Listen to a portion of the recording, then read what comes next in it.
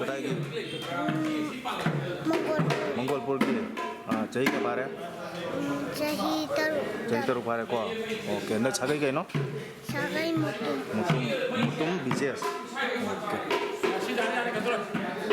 Ati mo media simu yang beri ba, pai pun mo ko ngasi mitra mangani cathakaduri ba nahan hau ki ba Januari tarik ama degi catharak liba ngasi ga thana mitare ni changsal lag laba harba workshop program asi sinjari ba CHINGLEN SINGHA Memorial Welfare Society harba Jharagul da lai riba adu society asigi secretary ama oina ai gi ming mulen mitai secretary ama oina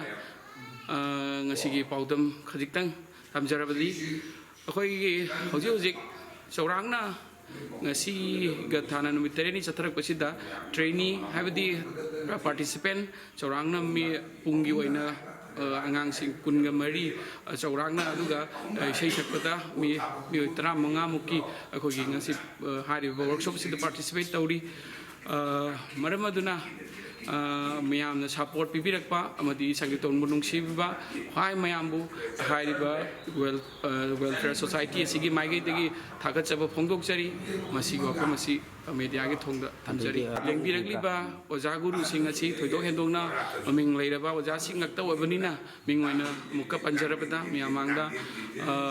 koigi JNM dance academy haibadi Jawaharlal Nehru Manipur dance academy imphal da aikoina pungi guru oina lebiramba oja minglen oi panjarabada oja Nameilakpam Thambangau amadi isai guru oina hoji su JNM di imphal da leiriba isai gi oja mingwaina panjarabada laisram birjit singha maikoi anina thoidok hendokna yamna thawai yauna pungning changna ngang singasi ramai tawdragna akoi haigadaba takpiramgadaba akoi gi yamna technique leina madumba mong takpiba kobanina hoji phau chatharak pasida performing asi akoi angang singna su akoi gi lausin bada yamna araiba mongda lausin li haibagi ai mieng sum ujari ba akoi schedule di amtang marak sita panjaragadi akoi gi pungma pandagi class hauba han bagi morning session di pungma pandagi na pung baro phauba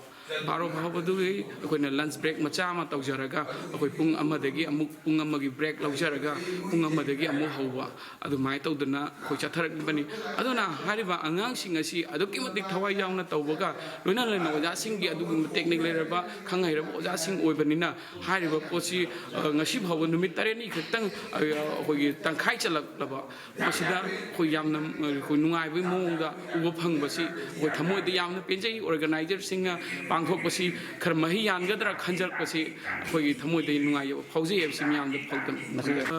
miyam gi support nata di koina ngamjaba masi itik na chadi khara sum dum pallabda hojik tamliba angang singi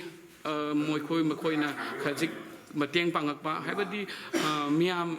amakhangna pubudi mayam tarana taragi jaisu leithong lengthong phai haiguma aduna amana khara sabji purakpa amana hawai purakpa amana pisang amakpa mangamba tawraktana aduga loina khunjasigi miyamna support tawbiba angamba cheng hawai na chingba adugumna miyamna haiba sankirton thawai jawbi baga loina akhoi gi sankirton gi oiba akhoi gi hojik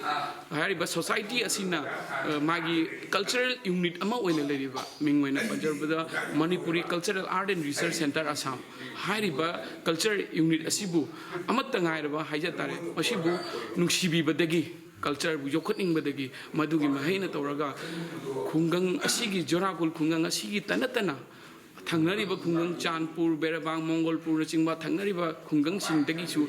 angamba aikoina haijarubada maduga mateng pangbirakpa masi mayam punamak na tawraga hairiba training program asi chatharakpani aduna ngamjaba aikoigi mai kenu haijaba taragadi angang sing asigi chanaba thaknaba punamak si hairiba miyam singi matengdagi amadi leiba chabana chingba punamak si asumaina miyamna chogotpibadagi si pawa sanction bangamak ibani haibagi wakhan atu thamjari atop labna laikiba sing sankirtan bu pamjaba sing ojalai guru myam mas lei moi haibo ojalai guru sing jim phom de kari habi ningi habi matengi matang chel gi tengbang gi mateng matang ꯑꯃꯨꯛꯁꯨ ꯍꯥꯏꯖꯔꯤꯕꯗꯨꯅꯤ ꯃꯤꯌꯥꯝꯒꯤ ꯃꯇꯦꯡ ꯅꯠꯇꯅꯗꯤ ꯑꯩꯈꯣꯏꯅ ꯉꯝꯖꯕꯒꯤ ꯇꯤꯛ ꯅꯠꯆꯗꯦ ꯑꯗꯨꯅ ꯍꯥꯏꯔꯤꯕ ꯉꯁꯤꯒꯤ ꯄꯥꯎꯗꯝ ꯑꯁꯤꯕꯨ ꯇꯥꯕꯤꯔꯤꯕ ꯌꯦꯡꯕꯤꯔꯤꯕ ꯈ꯭ꯋꯥꯏ ꯈꯨꯗꯤꯡꯃꯛꯅ ꯍꯥꯏꯔꯤꯕ ꯋꯥꯔꯛꯁꯣꯞ ꯑꯁꯤꯕꯨ ꯅꯨꯡꯁꯤꯕꯤꯌꯨ ꯑꯃꯗꯤ ꯍꯥꯏꯕꯗꯤ ꯁꯪꯁꯊꯥꯟ ꯑꯁꯤꯕꯨ ꯅꯨꯡꯁꯤꯕꯤꯌꯨ ꯑꯃꯗꯤ ꯑꯩꯈꯣꯏ ꯁꯪꯀ꯭ꯔꯤꯇꯣꯟ ꯅꯤꯌꯥꯁꯤꯡꯕꯨ ꯅꯨꯡꯁꯤꯕꯤꯌꯨ ꯑꯗꯨꯒ ꯅꯨꯡꯁꯤꯕꯤꯕꯒ ꯂꯣꯏꯅꯅ ꯃꯇꯦꯡ ꯑꯉꯝꯕ ꯃꯇꯦꯡ ꯈꯔ ꯇꯧꯕꯤꯔꯛꯎ ꯍꯥꯏꯗꯨꯅ ꯑꯩꯈꯣꯏꯒꯤ ꯍꯥꯏꯔꯤꯕ ꯌꯦꯡꯕꯤꯔꯤꯕ ꯃꯤꯌꯥꯝꯗ ꯑꯃꯨꯛꯀꯁꯨ ꯍꯟꯅ ꯁꯦꯀ꯭ꯔꯦꯇꯔꯤ ꯑꯃ ꯑꯣꯏꯅ ꯍꯥꯏꯔꯤꯕ ꯁꯣꯁꯥꯏꯇꯤꯁꯤꯒꯤ ꯃꯍꯨꯠ ꯁꯤꯟꯖꯔꯒ ꯑꯩꯍꯥꯛꯅ ꯐꯣꯡꯗꯣꯛꯆꯕꯅꯤ ꯂꯣꯏꯅꯅ ꯑꯣꯖꯥ ꯀꯩꯅꯣꯒꯤ ꯍꯧꯖꯤꯛꯀꯤ ꯃꯈꯥ ꯇꯥꯅ ꯀꯅꯥꯒꯨꯝꯕ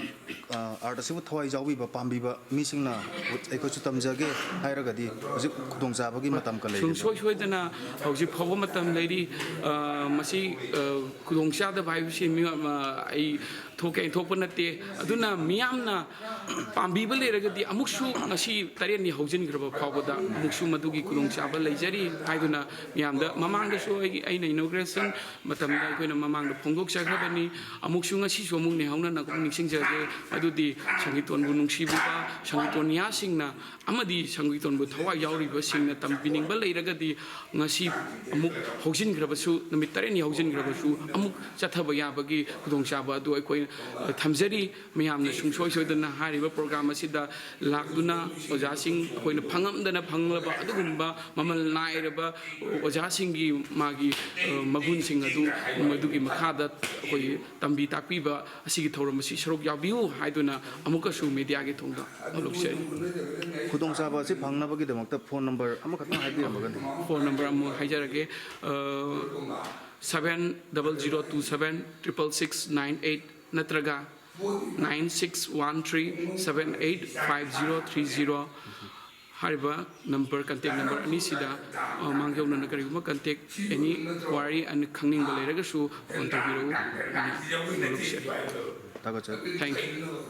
ꯌꯦꯡꯕꯤꯔꯤꯕ ꯈ꯭ꯋꯥꯏ ꯈꯨꯗꯤꯡꯃꯛꯅ ꯍꯥꯏꯔꯤꯕ ꯅꯨꯃꯤꯠ 35ꯅꯤ ꯆꯨꯞꯅ ꯆꯠꯊꯔꯛꯂꯤꯕ ꯋꯥꯔꯛꯁꯣꯞ ꯄ꯭ꯔꯣꯒ꯭ꯔꯥꯝ ꯑꯁꯤ ꯂꯣꯏꯁꯤꯟꯕꯒꯤ ꯊꯧꯔꯝ ꯂꯥꯛꯂꯤꯕ ꯖꯅꯋꯥꯔꯤꯒꯤ ꯇꯥꯔꯤꯛ 13 ꯑꯁꯤꯗ ꯃꯤꯌꯥꯝꯅ ꯁꯨꯡꯁꯣꯏ ꯁꯣꯏꯗꯅ ꯍꯥꯏꯔꯤꯕ ꯁꯪꯀ꯭ꯔꯤꯇꯣꯟꯕꯨ ꯅꯨꯡꯁꯤꯕꯤꯕ ꯈ꯭ꯋꯥꯏ ꯃꯌꯥꯝꯅ ꯁꯣꯏꯗꯅ ꯂꯦꯡꯕꯤꯔꯛꯀꯅꯤ ꯍꯥꯏꯕꯒꯤ ꯑꯁꯥꯒ ꯂꯣꯏꯅꯅ ꯑꯩꯈꯣꯏꯒꯤ ꯁꯤꯟꯖ ꯂꯥꯡꯖꯔꯤꯕ ꯃꯥꯏꯀꯩꯗꯒꯤ ꯃꯤꯗꯤꯌꯥꯒꯤ ꯊꯣꯡꯗ ꯕꯥꯔꯇꯣꯟ ꯑꯣꯏꯅ ꯊꯝꯖꯔꯤ